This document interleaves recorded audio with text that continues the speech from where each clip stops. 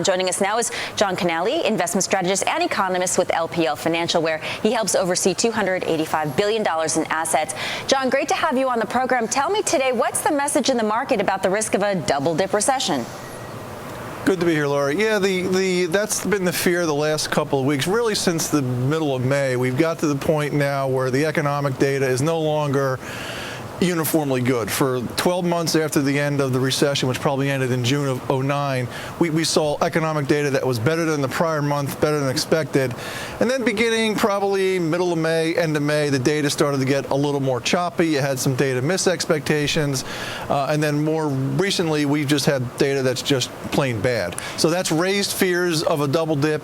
But we don't think the conditions are in place to have a double dip recession. What you typically have to see is a inverted yield curve, which we don't have. You have to see a Fed tightening, and you have to see big strains on the consumer in the form of, let's say, higher oil or gasoline prices, and we don't see that either. So we still see a slowdown in the economy, but not a double dip. But I think you're going to definitely get a slower growth in the second half than you got in the first half. Now, weave in the earnings picture for me, because most analysts are very optimistic, especially with the earnings we've gotten thus far, with the exception probably being some of the financials late last week. Will earnings be strong enough to buoy stocks?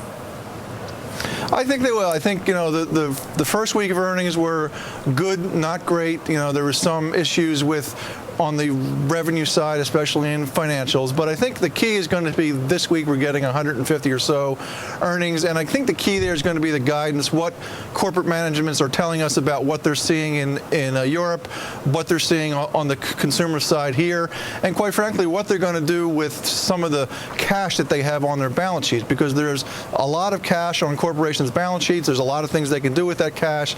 They can pay dividends. They can increase dividends. They can do some capital spending, or they could do some hiring.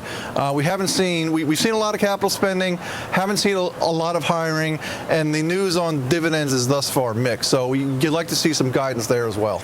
Want to pick up on, you mentioned quickly, the European debt crisis. Some news today. Institution out of Germany actually failed the stress test. The official results, of course, are due Friday. Earlier today, we learned Ireland had its debt downgraded today. It had seemed before today there was a lull in the action. So how do you foresee the situation in Europe rippling into the U.S. markets? How much of a headwind, if you will, could that remain to be? I think there's not a whole lot expected out of Europe heading into this year. I think growth rates for Europe are expected to be somewhere in the neighborhood of maybe 1 to 1.5% heading into 2010, looking out over 2010. Now, with the crisis we've been through, growth rates in Europe are expected to be closer to zero. But it's notable that you've seen upward revisions in some of the emerging market economies, so that global growth really for 2010 hasn't moved a whole lot, and maybe global growth for 2011 has come down just a notch. But certainly the slowdown in Europe, all the tax increases that we've seen, all the spending cuts that we've seen in Europe, some of the debt downgrades, that's certainly weighed on global growth. It's probably weighed on some corporations here in the U.S. We'd just like to see in this earnings season how much it has impacted. Hopefully we'll hear from companies on specifically how that has impacted their business line so far this year. And how vulnerable is Wall Street to this debate on whether or not to extend the Bush-era tax cuts?